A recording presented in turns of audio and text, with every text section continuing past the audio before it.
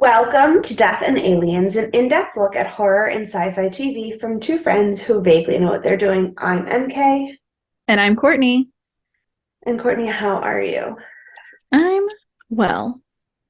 I am probably better than the last time you saw me because I took a mental health day today, which I don't do ever.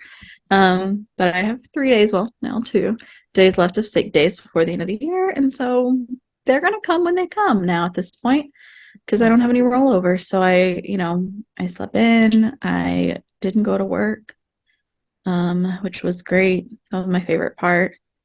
And then I just watched some stuff. I watched Stargate. I did my notes. I made a post for Instagram, which I haven't done in a while. And I watched some holiday baking and did some data annotation. Just like a real chill day. I And love so that. it was what I needed. How are you? Yeah, I did not have any of that. I Mm-hmm. had the first day back to school after a holiday.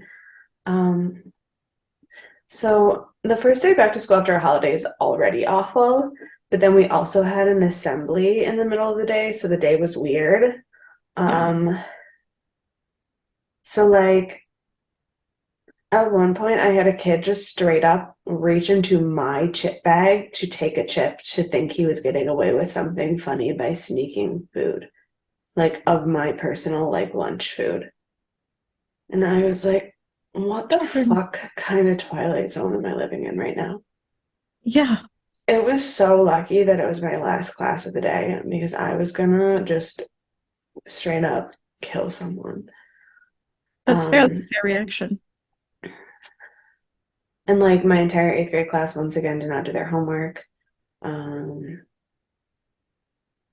And I just have never, I mean, that's not true. I've hated my job before, and I don't hate my job. I love my job. I love my coworkers. I love my kids. It's fine.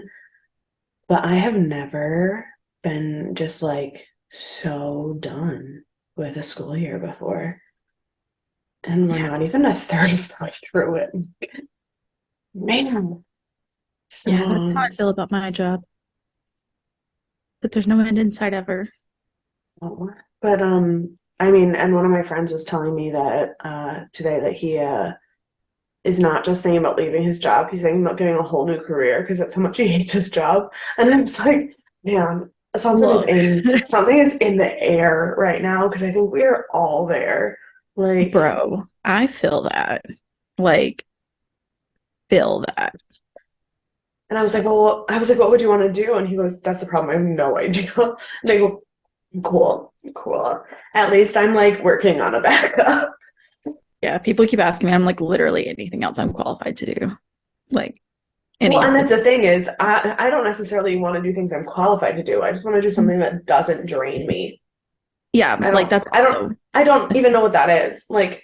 If honestly, at this point, if getting money and making me feel productive was just posting pictures of the bottom of my feet online, I think I would do it. I'm so yeah. tired of shit. Um, Like, I just want to be somewhere where, I want to do a whole start over thing. So someone has to train me. Like, I'm so sick of training other people and being the mm, one in charge no. See, and in a miserable, sense yeah. where nothing can go right. My problem is that I know myself well enough to know that while I am miserable right now just because I feel overrun, um every time I've ever had a long period of time where I didn't have to go to work, I Mhm. was so mind-numbingly done by the time it was over, except for this summer. This summer was the first time ever that I didn't get bored, But you did a but it's lot this summer. I did, but that's the thing is I did a lot this summer and it didn't feel short. Mhm. Like I mean, it didn't feel like a long summer. It felt like it took 5 minutes. Um, so I don't know if I could just have 6 months off to reevaluate my life and then maybe go back. That'd be cool. I would take three at this point, but not 3 months of catching up on the things that I didn't get to do while I was working. Right. Just 3 solid months to just exist. Yeah, at this point, I think I'd take like 1 month. Like, even. Like, I took today and I was like, I'm a brand new person. Like, because it took me 3 days to not think about work. And then so I got back and Oh I'm like, my God. I have to take myself out of this still. I have to give myself another day to not think about work. Last night, I was so stressed about coming back to work this morning because it had been 5 days since I woke up at a time that was like a work time, that I had a stress dream that I missed my entire dismissal duty because I was buying one of the kids' dad's ice cream from Dairy Queen. Look, it's real. The stress is real. Like, granted, it's the hot dad that everybody knows that I'm obsessed with. Sorry.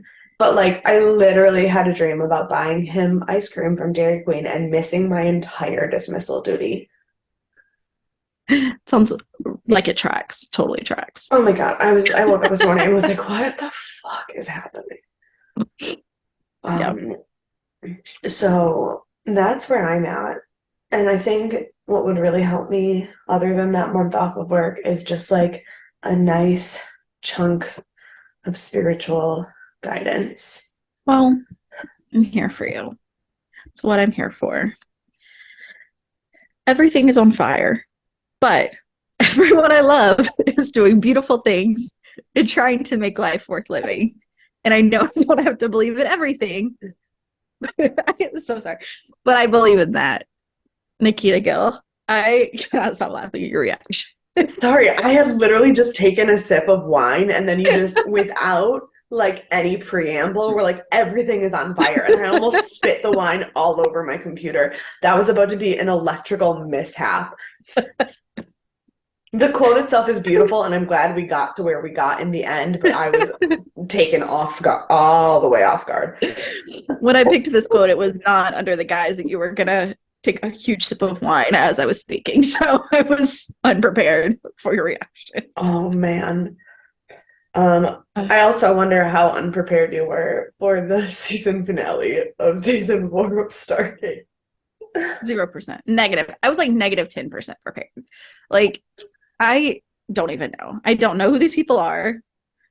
I know Jacob, but like No, this but other guy who has his no, throat slit but is still living, I have no idea who he is. He means nothing to me. throat slit. That was like the opening scene was a flashback of him getting his throat slit.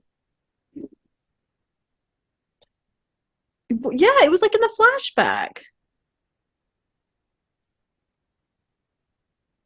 I don't know what you're talking about. I'm I slept today, so I'm No, I know, but I don't. 90% sure that I saw this correctly. I mean, I know who I just don't remember a throat being slit. Like I know that Was he there was. killed in some other way? Like, I I also mean, didn't remember it when I saw it. I was like, this doesn't feel like I've seen this before. I didn't even write exactly what happened on the previously on, just like the major moments that it covered. So I I don't don't know. know. Hold on. We'll come to the and we'll get there in a second. Okay, great. Let's first go into our prep for this. I'm so sorry. No, it's okay. I'm just there were a few people who died in the previously on. I just genuinely didn't Maybe think it any wasn't of them. then. I just don't think Maybe any of them were throat I'm just slit. being dramatic. Let's see. I'll pull it up while you're going through your notes Okay. and I'll see what I see. Okay. Um, we're talking about Stargate SG-1, season 4, episode 22, so the season finale, and it was entitled Exodus. It was rated 8.4 stars, which I think is pretty accurate. It's pretty valid. I don't even know what happened, so I can't tell you. It came out on February 23rd, 2001.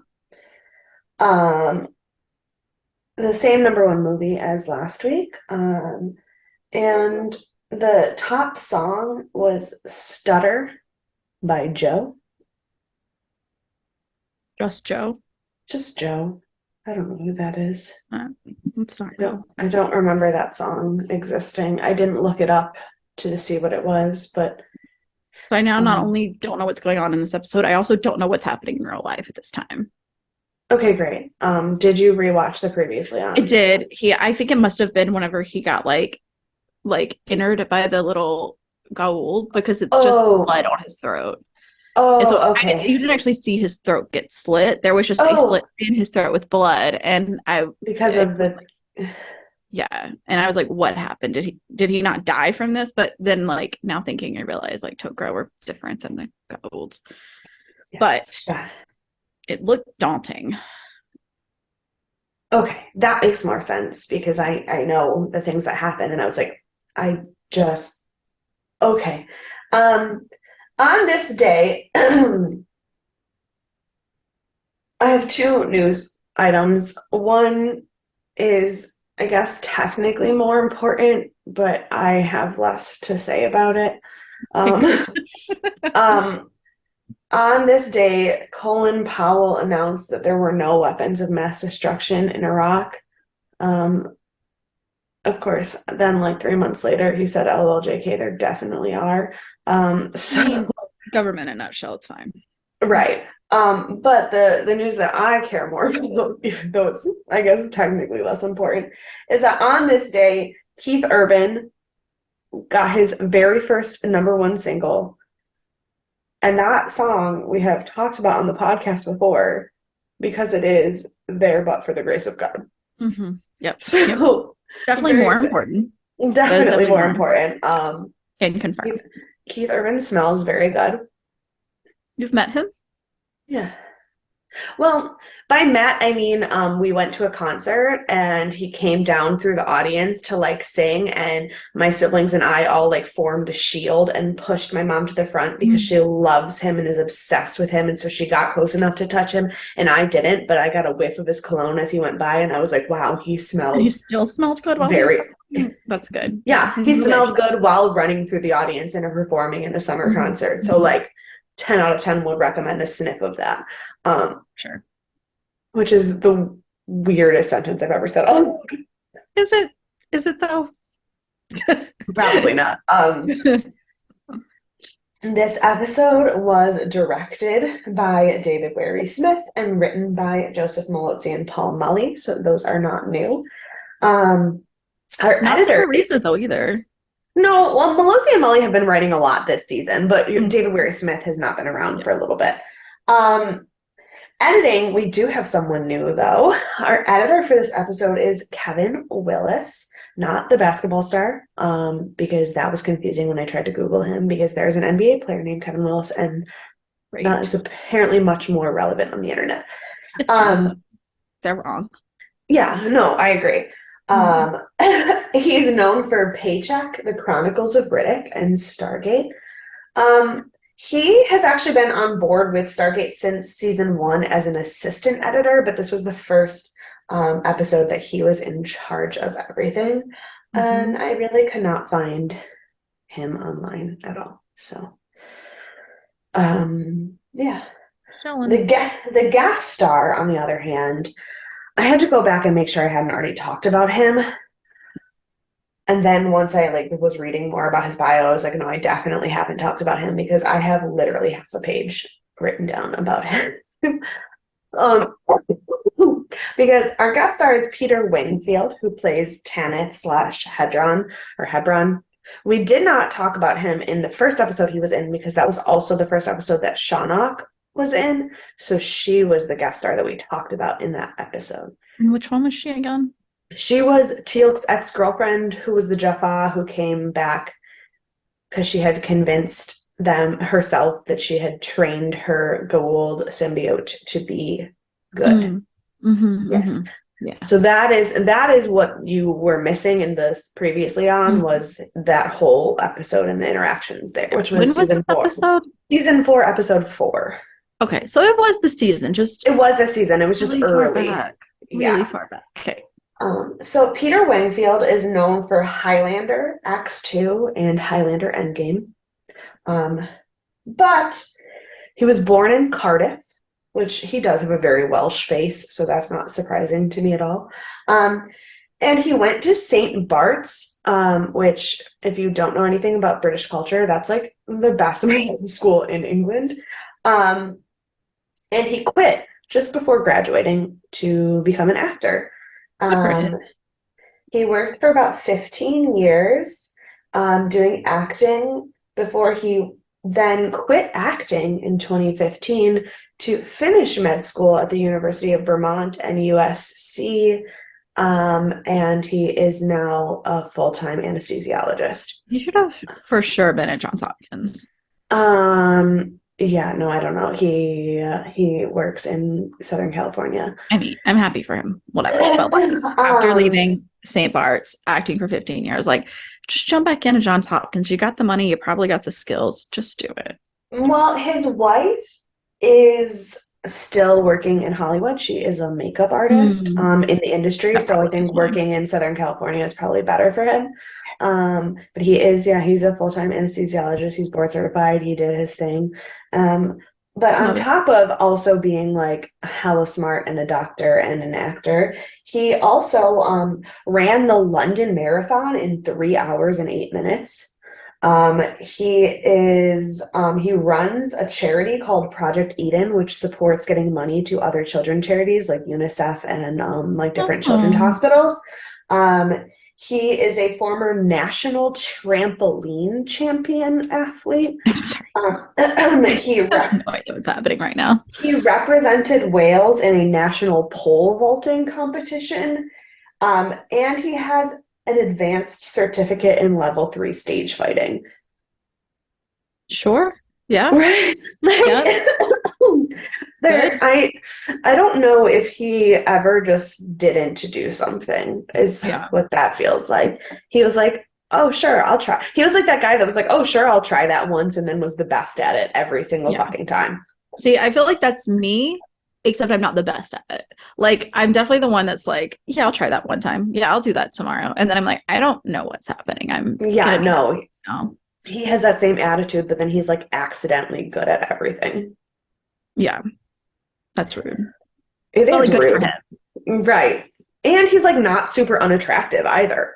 Like Right. he's not really like somebody I probably would date, but like he's not unattractive either. So like Same, same. you can't be pretty and talented and a pole vaulting champion. Like what? And etc.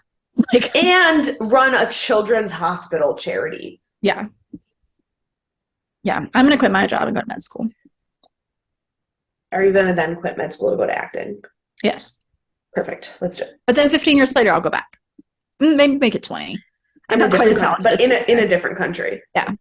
Yeah. Okay. It'd probably be like Canada though. Like I don't get too far away. Like so I mean, like, where is the easiest place to become certified as a doctor? Because that's where I'll go. surely a third world country. Like they need doctors. And so they'd probably like let me join. Yeah, but here's the problem. In a third world country, they actually have severe need for medicine.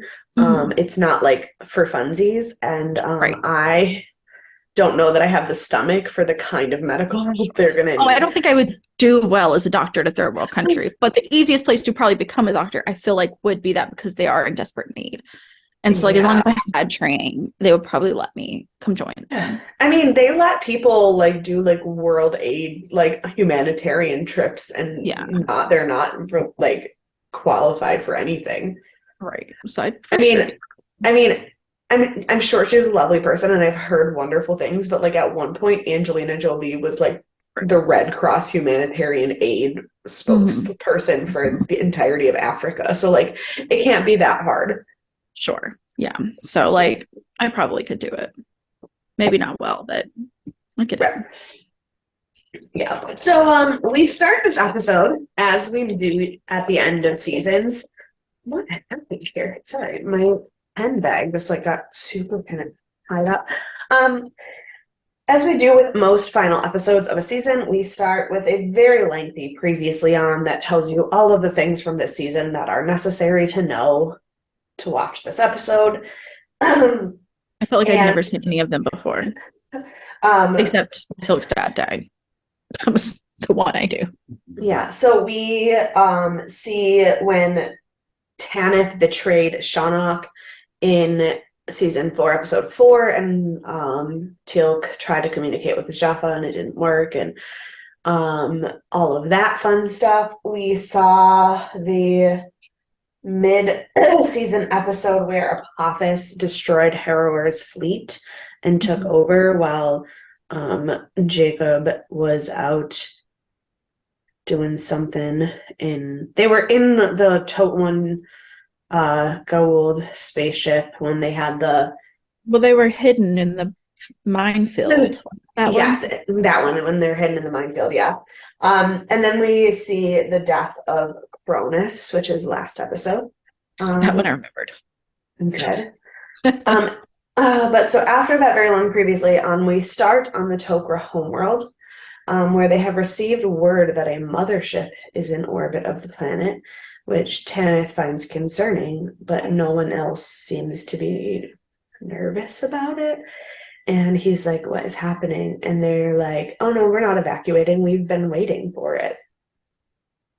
Um, and then Ta-da. SG-1 and Jacob arrive from the ship, and Jack makes a terrible joke about parking. And then we have the credits. So most of our pre credit scene was just previously on. Yeah. Um, this episode,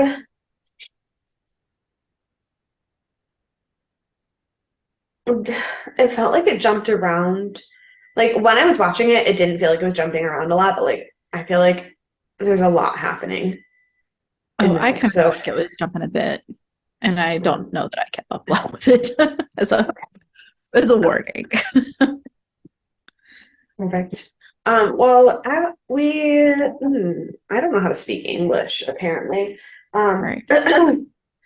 Jacob is walking with the SG-1 team, and they tell him, and he tells them that they're going to use Kronos' ship that the SG-1 has brought to move their Stargate to a totally different planet that is not on any of the gold maps, so that they can like have a brand new, completely safe Tok'ra home base.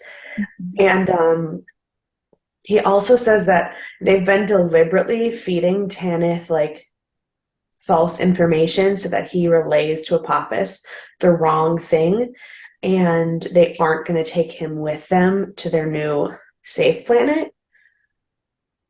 And Love then we immediately get to what I would deem the biggest mistake of the episode.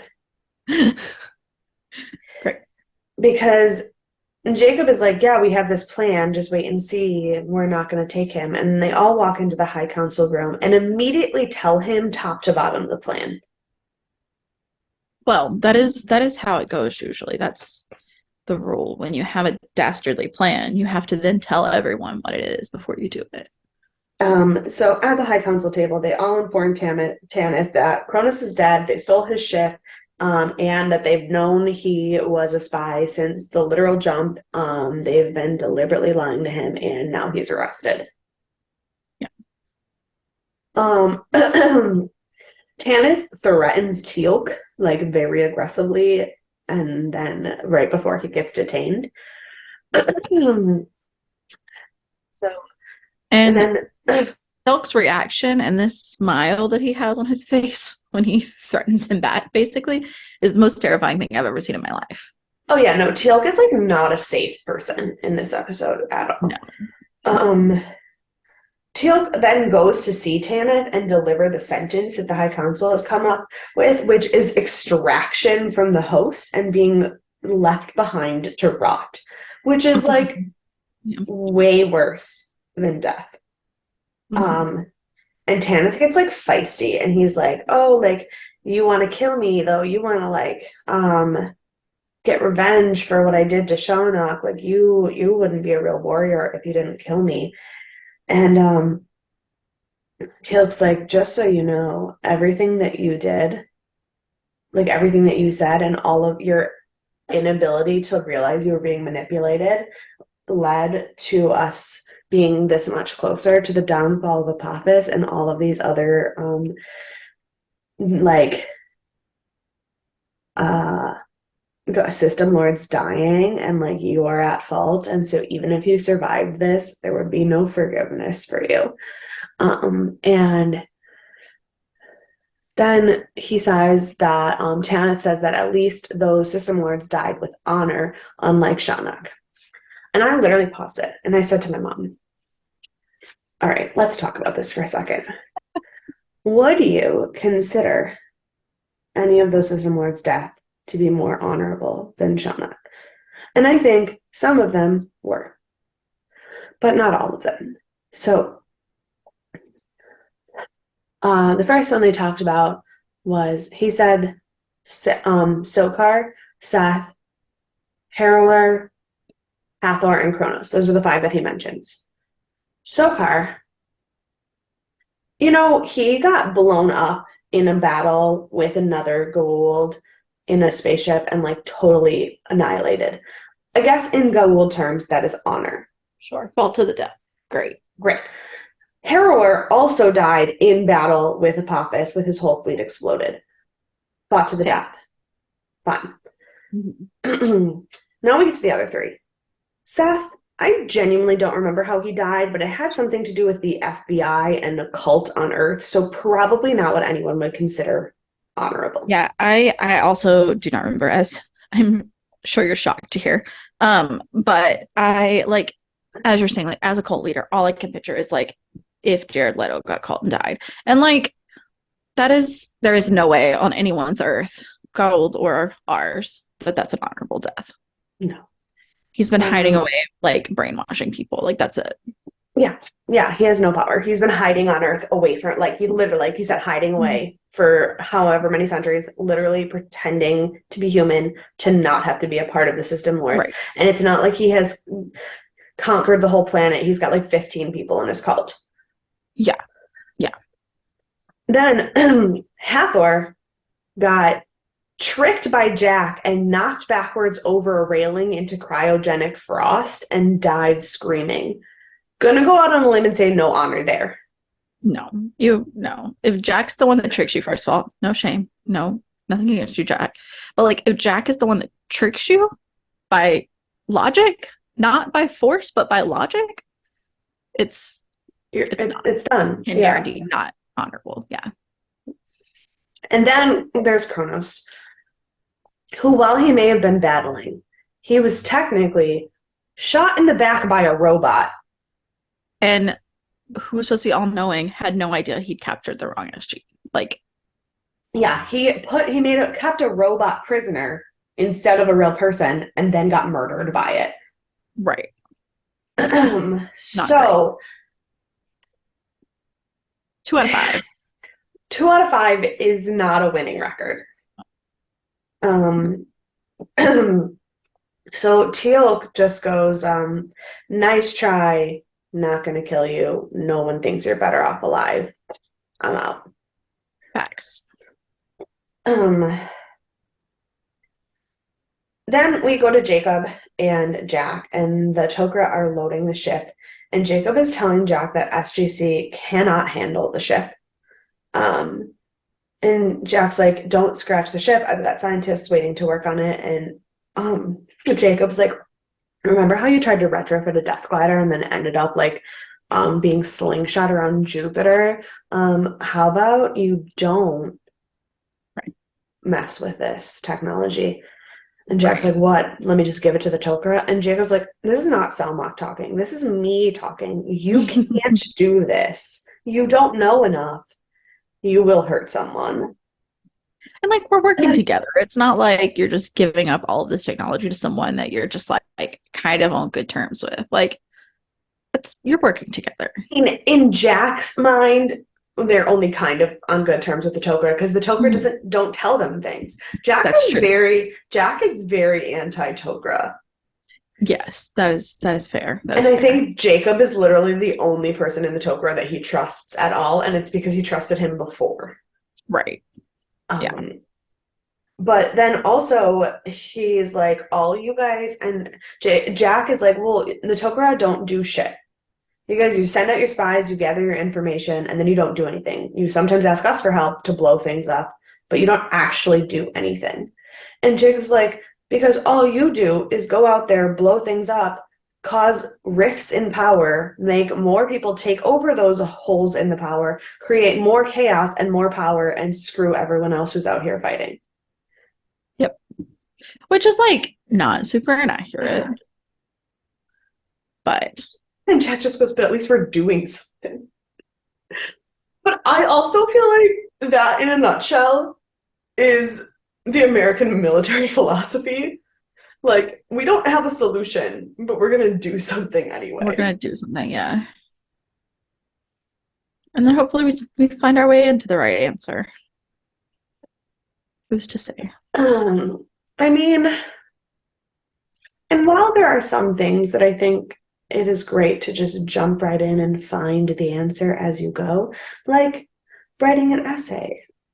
Actually, no, don't do that when you write an essay. Like writing a story, maybe, but writing an Yes, I was essay, gonna say that is how I don't. approach all of my story writing. So, Yeah, but like writing a story, you could have a total outline, or you could just like write and see what comes to you and edit it as you go. And that is valid. Um, Nuclear war, probably not something you should like guess at. you should prepare in advance for that. Pretty far in advance for that as well. No. I just keep thinking of the phrase like close only counts in horseshoes and hand grenades, but like also, why are we letting people just willy-nilly throw hand grenades and hope that they hit their target? I think it's just that like you're gonna hit it whether as long as you're close. So like you have to intentionally mean to throw a hand grenade at someone, but the result is Yeah. always gonna be the same, even if you throw it 3 feet away. Like it's always gonna hit its mark. Yeah. But like also we shouldn't be It's doing a, that so much, so we have a standard for it. So like, like you that's know, what like yeah, I've said that out loud numerous times, but now that I'm thinking about it, that's encouraging. yeah, yeah. Horseshoes great. Love it. Even though I Also, feel like you have to be a horseshoes lot is a closer in horseshoes than you do in hand grenades. So yeah, I would agree. Yeah. Um um and Jacob is like, we do have a long-term plan. And Jack's like, so tell me what it is. And Jacob's like, no. it's Which absolutely again, is part of the whole reason that Jack hates the Democrat because they don't tell him anything. But he does say that their plan is to basically like keep the system lord's energy on each other until yeah. they have a solution, which is also terrible military strategy too. Like that's I feel like that's what the like Jacob's military strategy is like the US in World War II. Like stay out of it until everybody's so tired and then come in and save the day. And Jack's military strategy is the US's military strategy in the Middle East, where you just like go in and do something and hope for the best.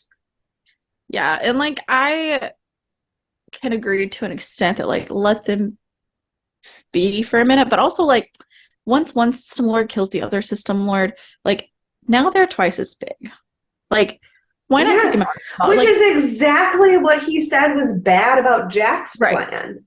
right. Like when we wanted to take out Seth, super easy, not a problem. No one was Yeah. vying for that power. No followers, no one cares about him, no one's coming to his protection. In the Yeah. beginning with the Pappas, we did okay, even though he had a huge like following. But now that he's not only got his following, he has harrowers and will probably end up with Kronos next. So like Yeah. it's and it was tough the first time. So now second time around or Well, and second also, I mean, well, look at what happened to Abydos. They were fine without Ra until Apophis found out. right, right. So, but anyway, then while they're fighting about military, Tanith decides that the only way to save himself is to kill his host. And the guards fucking fall for it. I Which I was then so which then also turned into a huge discussion with me and my mom about the inability for anyone on TV to actually find a pulse in a way that is believable. Yeah. Yeah. I was like, if you just touched my wrist really fast and then said, "Oh, they're dead," I would always be dead because my pulse takes a hot second to figure out. Yeah. Especially on your wrist. Like it takes a little longer. Yeah. And So like I know where my pulse is in my neck, and it still takes me a couple of tries to get it right. Like, yeah, I actually am more comfortable when I can't find my pulse because I don't like the feeling of it. So mm. I'm just cool with everyone thinking I'm dead. That's fine. That is a good tactic though. Like if you're in Yeah. like this situation. Yeah, great. So But then Sam is just finished telling the council that it's time to load people up. They're all ready to go when the security alarm goes off. whoopsies. Um, because Tanith has escaped. And we see him go out into the desert to unbury his little walkie-talkie sphere, which is apparently how he's been communicating the whole time. And at least he got smart and didn't hide it somewhere in the Toker base because the last time someone tried to hide a walkie-talkie sphere in the Toker base, it got found. Right. That's true. But like also Um, like how, I know you've explained this to me like 3 times now, but like with the hive mind, how are yes. you not keeping up with the Tok'ra like at all? Okay. Because it's not a hive mind. Right. But even so, like I feel like they're in No, such orders that they should still it's like I know it's they don't have gener all of the no. knowledge. So it's generational knowledge. So you are Right. born with everything that was known before you, basically. But you can't like communicate with active people now.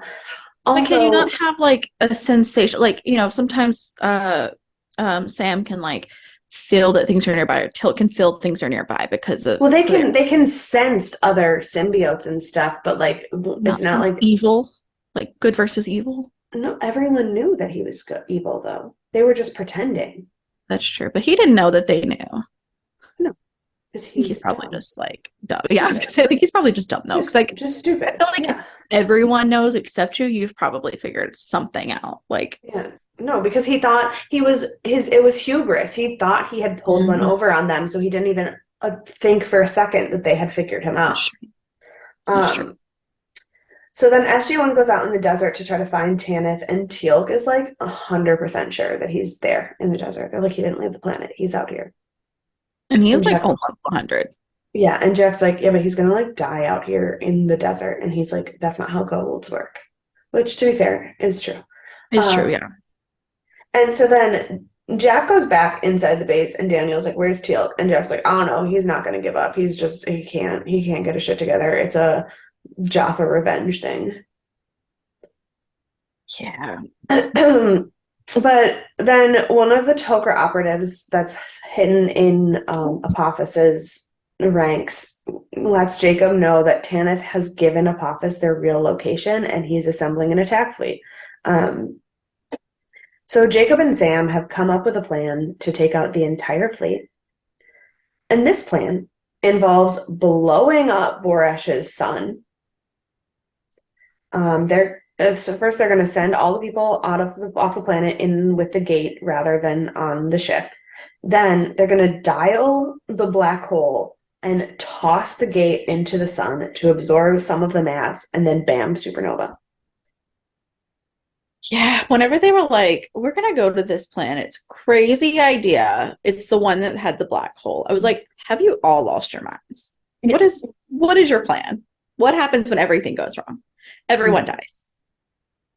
Yeah, pretty much. And then Jack is taking a hot second to figure it out. He really does not think this is a good idea, but he trusts Jacob and Sam more than he trusts just about anybody else. So like he's like, okay, fine, let's do it because he can't think of any other solution. Um, and then Daniel comes to tell Teal'c that they have figured out a plan, and Teal'c is like really struggling with having let Tanith go, and he like is freaking out that he is like not avenged Shonak's death, and he's like, Daniel, wouldn't you feel the same way? Like if you had a chance to like wring Apophis's neck and get like revenge for Shari, wouldn't you?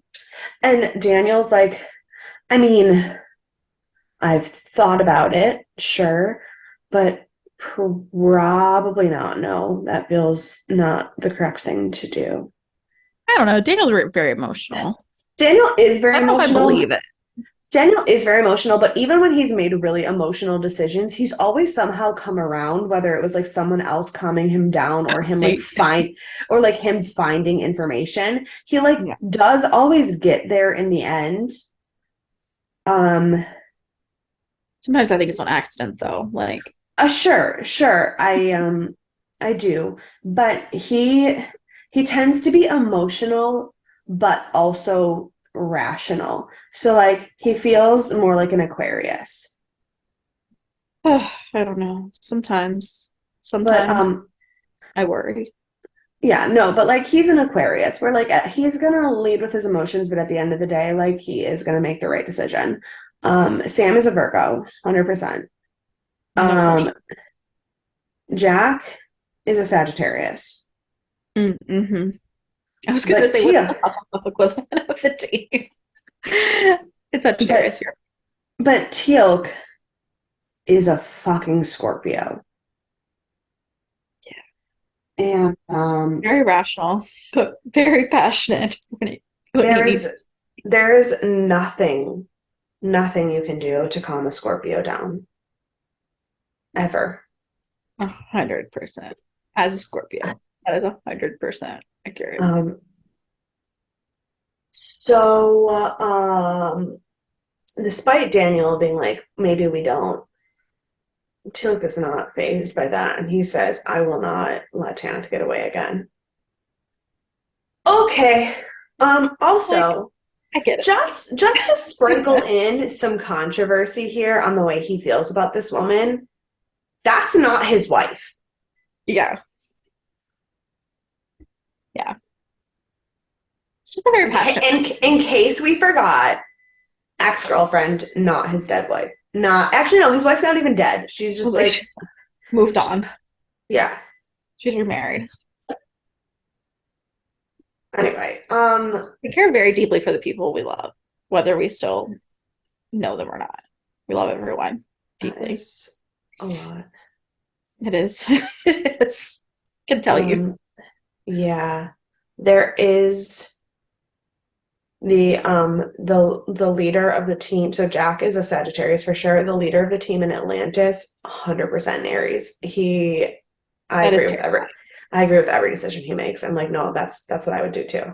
I'm terrified for Atlantis now. I'm going to Right, disagree with 90% of what he does. man, he's great. He's fantastic. He's an idiot in the best way. I can't Great. wait. Can't wait. Um, Only 4 more so years. something like that. All of the Tok'ra have been evacuated, and SG-1 and Jacob are setting course for the sun. Um, and they discuss the fact that there should be no advance warning. They got everyone off fast enough. Tanith is unaware of what's going on. They should be fine. Apophis should get there right on time. Um, they slow down. They dial the gate, and it does connect to the black hole. So the other side of the gate still connected. They release the gate out of the ship, and it's floating through space. When suddenly a death glider uncloaks and starts attacking the Stargate mothership. Because why not? Teal'c and Jacob Well, fire back. Teal'c and Jacob fire back, but the mothership has lost its main power, and the hyperdrive is down, and they have no way out. And they can't run and hide on a different planet because they dropped their Stargate into the goddamn sun. what would they have done if a black hole came out and ate the sun? Like, is that not a possibility that we can Well, imagine? no, that's that. I mean, they expected that, but the size of the sun and the signs that they had of basically already been exposed to that black hole, they knew it wouldn't have happened before the sun exploded. I guess that's fair. It just feels very risky, but I'm not a scientist, so Yeah. maybe I just don't Um, have enough context. so Jack and Teal go and find the gliders on the mothership and take them out to try and finish off the bomber, which appears to just like have magically already fixed its engines. and Mhm. the ship is headed for Vorash. So Teal'c, in his infinite wisdom, follows it. Love. Jacob and Sam go to repair the hyperdrive and leave Daniel in charge of the Pelt Pack, which he is not excited about. Um, As much as Daniel's smart some days, most yeah, days. Daniel's smart. Daniel's I'm not not captain of a leaving. spaceship. Yeah. Yeah. I'm not leaving Daniel in charge of most things. Um, Teal'c attacks the bomber and it blows up. But then he doesn't give up and he follows it too closely, and then his ship also kind of blows up. It's a really good time for everyone involved. Mhm. Um, Jack radios to Daniel, but they lose signal halfway through, which is because his ship blew up. That's great. Right. Jacob and Sam have repaired everything except the hyperdrive. And Daniel like comes over the radio and is like, "Hey, Jack just sent a mayday, but I don't know what it's about because the radio went out." And Sam's like, "Okay, well, we have to go save him." And Jacob's like, "No." Yeah. And she's like, "Why?" Like, "No." And he goes, "Okay, well, I'm the only one who can fly the ship because I'm the only one with a gold, and I'm also the only one who knows how to repair the hyperdrive. So, how are we going to do this?" And Sam's like, "Just talk me through the repairs. I can do it." And Jacob's like, "Honestly, if anyone could, be you. That's fine. Let's go." Yeah. But then, oh, then we see Jack and Teal. They are on Vorash. They have landed and they're walking around with Jack complaining in about everything. And he's like, "Didn't I say that? Didn't I say that? I said that." And Teal'c is completely unfazed because he's just like anger marching through the desert. Um, and they're trying to find their way back to the base so that Sam can rescue them. And Jack's like, "How do you know? They might just think we're dead." And Teal'c's just like, "Do you want to bet on it?" Yeah. Because Silk is is no Sam nonsense right now. Like, no, is Sam ever gonna get a bop on Jack? No, no. never. Does Teal'c have a single amount of like any emotion other than pure rage left in his body? Also no. But then dun dun dun, Apophis has arrived in the solar system early. Eek. Um, Jacob decides that they don't have time to go back to the planet and rescue Jack because Apophis is already surrounding the planet. So they move to the other side of the sun to buy more time and figure out what their plan is. Um, and then Jack and Teal'c are wandering around looking for the base, and Teal'c is basically like, um, "It's fine. I don't care if we die as long as Tanith does." Yeah, Jack. Base and at this moment, if I was Jack, I'd be like, "What the fuck did you smoke on your way down here? Like, are you fucking for real?" Um, and Valid, then which is valid. then we see some Joppa appear and ask Tanith to board Apophis's ship, and he's like, "I will. Thank you so much. Also, I have a present for you." Um, Jacob is still walking Sam through the repairs, and they get the hyperdrive back online, so things are looking better, except that now they have to figure out how to deal with all of the drama that has now ensued. Um, Teal'c and Jack arrive to the point where the rings are centered, and they're about to like get ready to try to have the mothership beam them off when Teal'c is just straight up shot in the back. Um, the All right. Jaffa attack. Rachel holds him. What's that? Don't worry, the rage will hold him. He'll be okay. The Jaffa attack, and Jack takes them all out. But while he's down from being zatted, Tanith takes Teal'c up to Apophysis ship. Um,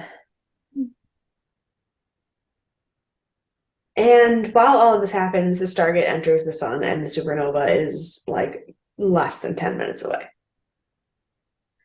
Right at death or right at death's door. Yeah. So on Apophysis ship, Tanith is like, "I couldn't stop the Toker from escaping, but I have a consolation prize." and brings Teal'c before Apophis. Teal'c is still like not even a little bit healed. Like he is just face down on the ground, burnt hole in his back, which is scary because it's the same exact mark on his back that they showed on Cronus's back last week before he died. Didn't even notice that. That is scary. Yeah. Um, Jacob launches all of the gliders out of the mothership, like being manned as drones to try to trick Apophis, and Apophis starts to follow them. And then only when they're close enough to see no life signs do they realize it's a trap. But that gives the mothership just enough time to get to Vorash and ring Jack back up. They're trying to go. The supernova blows up just in time, and Jacob's ship escapes. But because they only escaped at the tail end of the explosion, their hyperdrive gets messed up and they end up in a literal different galaxy that will take them 125 years to return from, even on their highest hyperspeed. Which is like not great for the No, humans. no. It's not great And for the Goa'uld or Tok'ra either, but like they have a much better chance of still being alive at the end of this. yeah, I mean, if there's a sarcophagus on the ship, maybe, but then everybody's Sure. going to be alive, but an asshole. Right. Yes, Um, like which is better. yeah. Then Jack is telling everyone that he's pretty sure Teal'c is dead. And just when things could not get any worse other than dead Teal'c and being trapped 125 years away from home, another ship pops out of the hyperdrive loop, and it is Apophysis. And then we have our lovely end of the season to be continued. Right. So we're basically reversing the finale from, was it the first season when we killed Apophis? Yeah. So now Apophis is alive and Teal'c might be dead, where it was the reverse in season 1. So Mm-hmm. no one knows what's going on. No, yeah, everything's Nothing a to do hot with the mess. replicators from the beginning of the season, by the way. Not one mention. No, not one mention of the replicators, no. That's But fine. it does wrap, I mean, it does actually connect to like 3 different storylines from this season Sure. and give us like an epic cliffhanger and potentially the death of a main character. So Yeah. like as a season finale, it's not epic. It's not. It's not. You're right. It's a good one. It just kills me every time they start a season with something that we never hear of again. But remember, you can't guarantee that we'll never hear about it again because in this No, I meant season like in this season. oh, because I was gonna say you can't guarantee that we'll never hear about it again because in the season we already wrapped up a 3-season old storyline. Right. No, it's like they introduce something in the beginning that's like massive, and then they're like, not this season though. No. And then like what happens if they're not renewed? Like I get they are because I know how the world works. Yeah. And so what, like 20 years later? So I get Yeah. it. But at the time, like you gotta like consider that you're introduced to this mass thing that that you may never hear about again. I mean, valid. And we can But for what talk. it's worth, it was relevant to this. I mean, and we can next week when we wrap up the season, we can talk all about some of the insanity of this season and what may or may not be known about. Because remember, we knew the first 4 seasons were basically predetermined. They ordered 2 seasons to begin with, and then they ordered 2 seasons after. So we haven't really talked about what that means for going forward. So we will have a plenty to discuss next week. Unfortunately, for the first time like ever, I have no trivia. What are you, the Exorcist?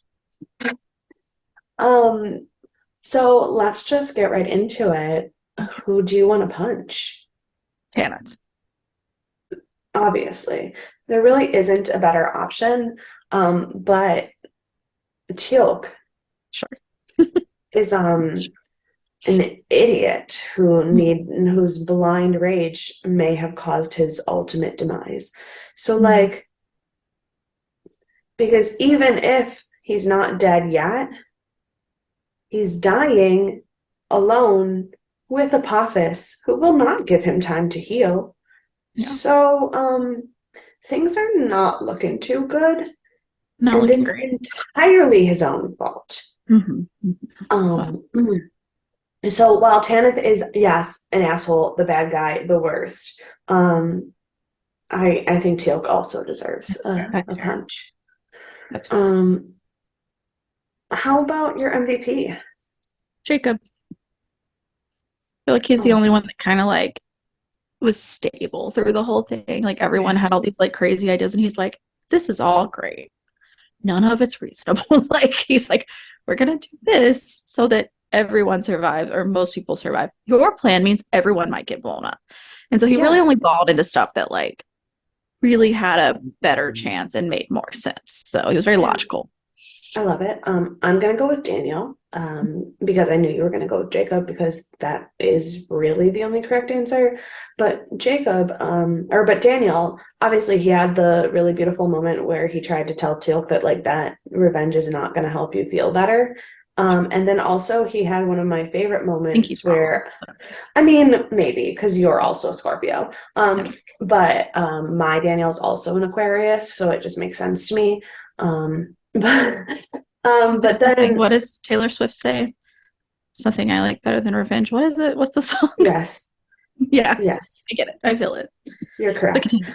Sorry. But then there's also the moment where Jacob comes back to the Peltac to fly the ship again, and Daniel just goes, I think something's wrong. There's all these lights flashing on the screen, and they're probably not good since that one says in gold, warning, warning.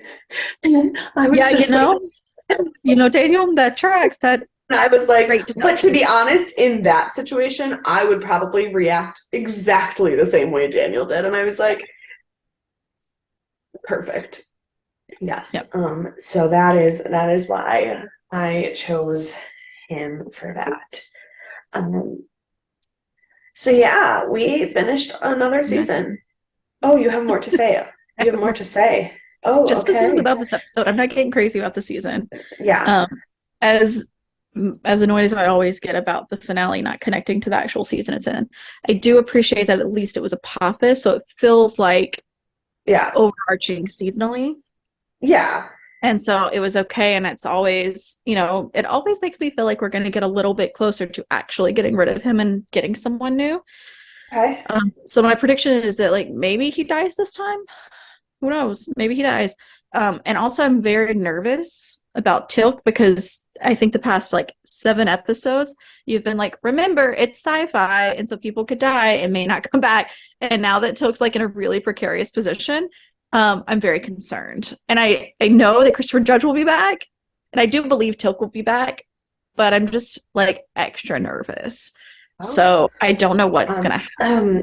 um, to be fair, I do say that just to keep you on edge, I just so know. that because I know that you are like, oh, the show goes on forever. I don't have to worry about anyone dying. But also, that's not true. Well, good. um, so that is fair. No, I think those are totally valid points. We did in fact then finish another season of Stargate though, which means Good. We did. which only means we only have uh We're halfway to introducing a new show third, well, or a new yes, yeah, series of but Star. we only have 13 more seasons and 2 movies to go before we're done with the Stargate. So that's, But only 4 more until a new, what are they called? Era of Stargate? I spin don't know. off, the new spin off, like, Spin off. yeah. Spin off. Yeah, Yes, that's so the word I was looking for. we do only have well, no, we only have 3 before we introduce, because we have 5, 6, and 7, and then 8 is the Mm. first one that's concurrent. Oh, I thought So it was we have, after 8. I'm excited. no, so we have 3 more before our next midway DNA point. Ooh. Um, How fun would it be if it correlated with your wedding? Because like it could. um, it won't Because like be, 66 episodes roughly. yeah, but my wedding is only 57 weeks away. Okay. We are basically in Yeah. recent. Um, I had to do the math. I was like, no, 52 weeks in a year. I'm about a month out from, so yeah, 57-ish weeks away. And we do have like 66 and some odd weeks in between this, but we will be in season 7 during my one when Probably be you're just starting it though, because we have our season wrap ups and our mid weird season DNA. Like, so we'll probably be yeah, just starting season 7 by that point. something. We'll probably be about halfway through season 7.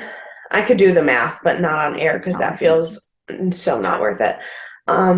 But next week, which will be the day before, no, it'll be Christmas Eve.